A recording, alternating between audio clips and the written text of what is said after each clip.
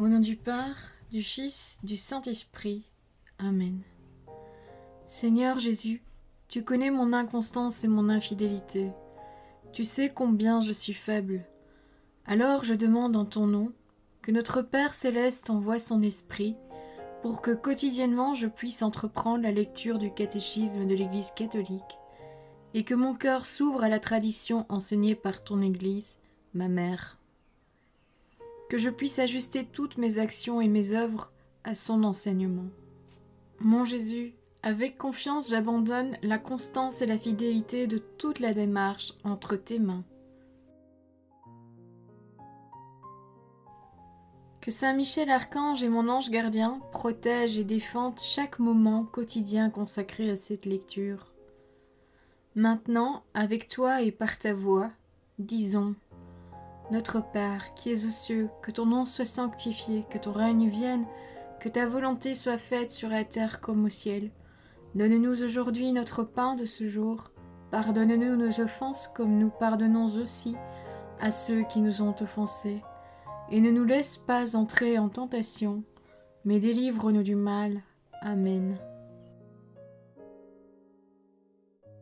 Ensemble, mon Jésus d'amour, saluons notre sainte maman, la Vierge Marie.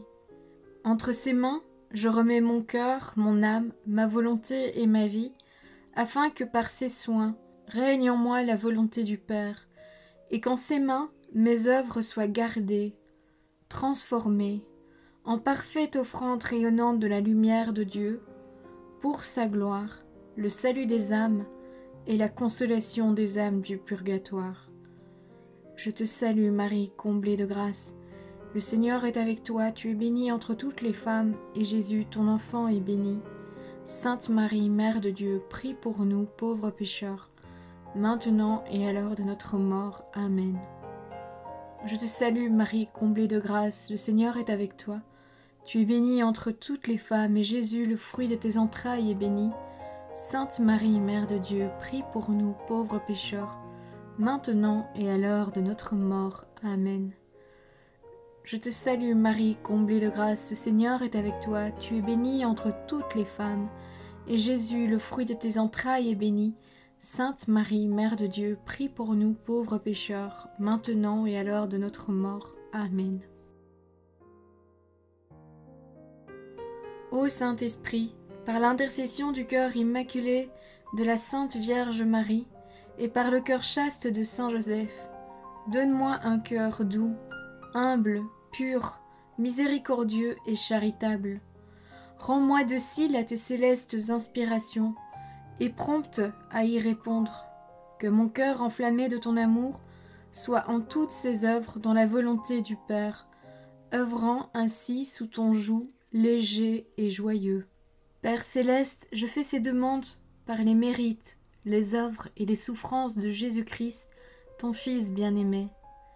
En mon nom, au nom des âmes de ma famille, au nom des âmes de mes proches, au nom des âmes qui se sont recommandées à mes prières, au nom des âmes constituant ta Sainte Église, le pape, les cardinaux, les évêques, les prêtres, les religieux et religieuses, les laïcs, au nom des âmes qui ne te connaissent pas, des âmes des païens, des âmes des hérétiques, des âmes des apostats et des âmes froides. En tout temps, dans les siècles des siècles. Amen. Deuxième point, pour juger les vivants et les morts. À la suite des prophètes et de Jean-Baptiste, Jésus a annoncé dans sa prédication le jugement du dernier jour. Alors seront mis en lumière la conduite de chacun et le secret des cœurs. Alors sera condamnée l'incrédulité coupable, qui a tenu pour rien la grâce offerte par Dieu. L'attitude par rapport au prochain révélera l'accueil ou le refus de la grâce et de l'amour divin. Jésus dira au dernier jour: « Tout ce que vous avez fait à l'un de ces plus petits de mes frères, c'est à moi que vous l'avez fait. » Voir l'Évangile selon saint Matthieu, chapitre 25, verset 40. Numéro 679. Le Christ est Seigneur de la vie éternelle. Le plein droit de juger définitivement les œuvres et les cœurs des hommes appartient à lui en tant que Rédempteur du monde. Il a acquis ce droit par sa croix, Aussi le Père a-t-il remis le jugement tout entier au Fils. Voir l'Évangile selon saint Jean, chapitre 5, verset 22. Or, le Fils n'est pas venu pour juger, mais pour sauver, et pour donner la vie qui est en lui. C'est par le refus de la grâce en cette vie que chacun se juge déjà lui-même, reçoit selon ses œuvres, et peut même se damner pour l'éternité en refusant l'esprit d'amour. En bref, numéro 680. Le Christ Seigneur règne déjà par l'Église, mais toutes choses de ce monde ne lui sont pas encore soumises. Le triomphe du royaume du Christ ne se fera pas sans un dernier assaut des puissances du mal. Numéro 681. Au jour du jugement, lors de la fin du monde, le Christ viendra dans la gloire pour accomplir le triomphe définitif du bien sur le mal, qui, comme le grain est livré, auront grandi ensemble au cœur de l'histoire. Numéro 682.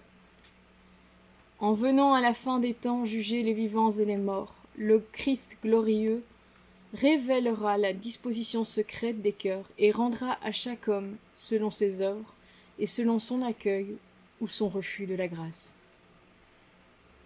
Chapitre 3e. Je crois en l'Esprit Saint. Numéro 683.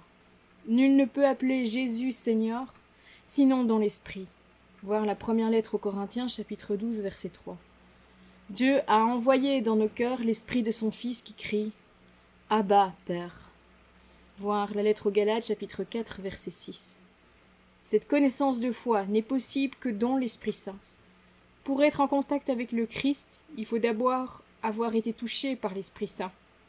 C'est lui qui vient au-devant de nous et suscite en nous la foi. 2. Par notre baptême, premier sacrement de la foi, la vie qui a source dans le Père et nous est offerte dans le Fils, nous est communiquée intimement et personnellement par l'Esprit Saint dans l'Église. Le baptême nous accorde la grâce, la nouvelle naissance en Dieu le Père, par le moyen de son Fils dans l'Esprit Saint. Car ceux qui portent l'Esprit de Dieu sont conduits au Verbe, c'est-à-dire au Fils, mais le Fils les présente au Père, et le Père leur procure l'incorruptibilité. Donc, sans l'Esprit, il n'est pas possible de voir le Fils de Dieu, et sans le Fils, personne ne peut approcher du Père, car la connaissance du Père, c'est le Fils, et la connaissance du Fils de Dieu se fait par l'Esprit Saint. Saint Irénée. L'Esprit Saint, par sa grâce, est premier dans l'éveil de notre foi, et dans la vie nouvelle qui est de connaître le Père et celui qu'il a envoyé, Jésus-Christ. Cependant, il est dernier dans la révélation des personnes de la Trinité Sainte. Saint Grégoire de Nazianze, le théologien, explique cette progression par la pédagogie de la condescendance divine. L'Ancien Testament proclamait manifestement le Père, le Fils plus obscurément.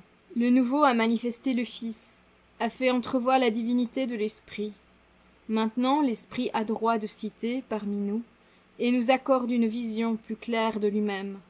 En effet, il n'était pas prudent, quand on ne confessait pas encore la divinité du Père, de proclamer ouvertement le Fils, et quand la divinité du Fils n'était pas encore admise, d'ajouter l'Esprit Saint comme un fardeau supplémentaire pour employer une expression un peu hardie. C'est par des avances et des progressions de gloire en gloire que la lumière de la Trinité éclatera en plus brillante clarté. Saint Grégoire de Nazianze, ou le dit le théologien. Numéro 685. Croire en l'Esprit Saint, c'est donc professer que l'Esprit Saint est l'une des personnes de la Trinité Sainte, consubstantielle au Père et au Fils, adorée et glorifiée avec le Père et le Fils. C'est pourquoi il a été question du mystère divin de l'Esprit Saint dans la théologie trinitaire. Ici, il ne s'agira donc de l'Esprit Saint que dans l'économie divine. Numéro 686. L'Esprit Saint est à l'œuvre avec le Père et le Fils du commencement à la consommation du dessein de notre salut. Mais c'est dans les derniers temps. inaugurée avec l'incarnation rédemptrice du Fils, qu'il est révélé et donné, reconnu et accueilli comme personne. Alors ce dessein divin, achevé dans le Christ, premier-né, et tête de la nouvelle création, pourra prendre corps dans l'humanité par l'Esprit répandu. L'Église, la communion des saints, la rémission des péchés, la résurrection de la chair et la vie éternelle. Voilà, c'est tout pour aujourd'hui. Je vous souhaite à tous une bonne et sainte journée. Que le Seigneur nous bénisse tous et que notre ange gardien nous aide à être attentifs aux murmures de l'Esprit Saint. Au nom du Père, du Fils, du Saint-Esprit. Amen.